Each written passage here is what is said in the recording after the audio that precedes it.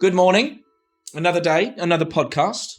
And I'm joined today, my name is Mark Reed, and I'm joined today by Michael Coyle, and we're going to discuss a few things about something called Stay Legal. So good morning, Michael. Morning, Mark. Morning, everybody. E-commerce, as we all know, the last 18 months has been incredibly hard for everybody. But one method of doing business has completely skyrocketed, which is, of course, e-commerce. Those providers of goods and services online are doing very well indeed. Well, they were forced to, weren't they? Obviously, back in beginning of lockdown, all of the buildings shut and everyone had to move their business online, didn't they? Yeah, and it's, we've been going since 2001, and certainly in the first 9 years, up to 2010, 11, there was many people committing to the notion that the internet was going to completely dominate the high street, and the high street was dead. And it was poo-pooed at the time. But I do think we are seeing the gradual death of the high street. And I'm 54. When I'm 64... There's a song there somewhere. Hey! I can't see the high street being anywhere near what it is today. So what do you think is going to, just quickly on that, what do you think is going to happen to the high street? What's it going to become? What can you envisage seeing on the high street?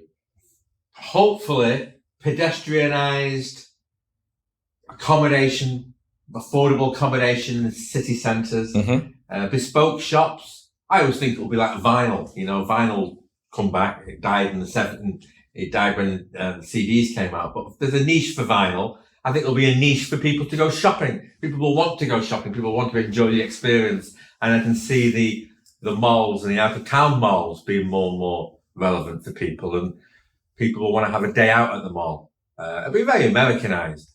Whereas the provincial cities, the high streets, I think they'll completely change. Because you walk down it now, I mean, it's vape shops, tattoo shops, gambling. Insurance. It's and pretty charity. much it. Hey, charity's on the rise in a really positive way as well, I've noticed. Yeah, a lot of, even my 17-year-old, she's always wanting to go walk around charity shops. It's lovely. Yeah. No, I don't know why she was called charity. But there is a clamour for more and more businesses going online.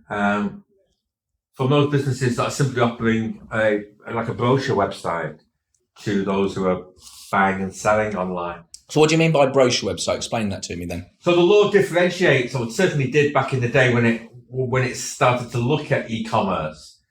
I always think the analogy of a brochure website is one where you can't take any money online, you can't conduct a contract online.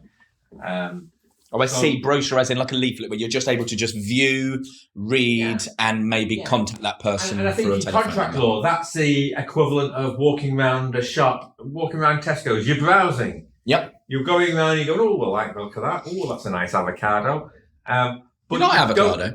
You don't necessarily want to buy it. And that's the brochure website. So when I was looking at the terms and conditions for that, they're very straightforward. You basically need to have what the rules of the house are for when you're walking around the shop, which is fairly standard, 2-page document. Then you need to have, obviously, your legal notices, and you also need to have your notice on your GDPR, because even with a brochure website, it's very important that you collect the data. And when you're collecting data, as we'll see later on, you need to notify people as to what you do with that data at the point of collection, which is usually when I'm on a brochure website and, hey, I want to get that newsletter, or, hey, I want to subscribe to some offers and discounts. Or even contact them. Contact them. Because sooner or later, that brochure website, I would have thought, especially if the owner is a cynic when it comes to e-commerce, will see the figures, will see the statistics and go, you know what, I should really go online. Because you ask any chip shop, any builder, any plumber, any non-traditional e-commerce business as to whether or not their move to an e-commerce hub has been proven successful, they'll all say yes, all of them. You won't find anybody, in my experience, who said it's been a disaster. There will be problems, not least if you're going to use AdWords in Google. How do you get to the front page? if there's 500 of you all selling the same thing, there's only going to be one page on Google. So there are problems and there are expenses for that new e-commerce supplier. But if you don't face them on and you don't do it in a way that is cost effective and realistic, then you're never going to go online. So you've just got to get on with it. Right. So my understanding is that if people are moving, companies are moving over more to that e-commerce aspect away from the brochure site, then of course the legal requirements change and the expectations of what you must include on your website and have available for the customer or potential customer, the viewer, to be able to see are what is it they're going to be expected to see? Broadly speaking. I can answer that question by specific legislation. So in 2002, there was legislation that was introduced, which is the e-commerce regulations. Yep. And in that, it really is the window for every website operator needs to comply to. So, for example, many people don't know that you're not allowed to have a PO box. There is sanctions for having a PO box. You don't necessarily have to pay for your goods if you have a PO box. You have to give information as to whom you are, as to what trade regulators or trade bodies you belong to. You have to have a readily accessible website. You have to have clear, expressive terms. Mm-hmm. It's pretty much trying to explain to the user the method of how a contract's done online in a simplistic and easy way to read. Well, that brings us on neatly then to, of course, lockdown. And I remember you and I were sat talking because we were getting an awful lot more inquiries in relation to terms and conditions and the fact that, as we said earlier, people are moving over to predominantly being on their website. And what was it you said to me? You said 2 words: stay legal. Stay legal. So Stay Legal was a compliance package that we've offered, which basically, depending on what you do, we will review, conduct an audit and provide you with the necessary legal tools to ensure that your website is fully legally compliant. Now that is if you're a brochure website, if you're a B2B website, so you don't deal with consumers, and also if you're a B2C site, or a business to consumer and or business to business. There are differences between the three. The levels of detail and the level of protection and comfort that a consumer demands is higher than a business. Yeah. So where you are dealing with consumers, where you are dealing with children, it's very important that the contractual and the data aspect of your business is looked upon. There was quite a lot of calls that were coming in that were just focusing on the data and privacy and everything like that. Data's massive. I think data is absolutely going to be the big thing over the next 30 years. It's going to be, and I've always sort of given it it's not really that important, because I don't mean that in a facetious way, but you can only see online an amount of tens of thousands that consultants are charging for data protection advice. And it really isn't necessary for a small business to incur anything of any sizable fee. I say that because it's relatively simple in that you collect the data, you let people know what you do with that data, and you have a 2-page document, and you comply with the Information Commission and the GDPR. But above all, it isn't so much the issues regarding prevention and being sued. It's such a valuable asset. It is. That's one of our things that we need to do within our firm, is to get our data all collated and assessed, and because it's your business. It's everybody, any marketeer will tell you, your business is sitting on your database.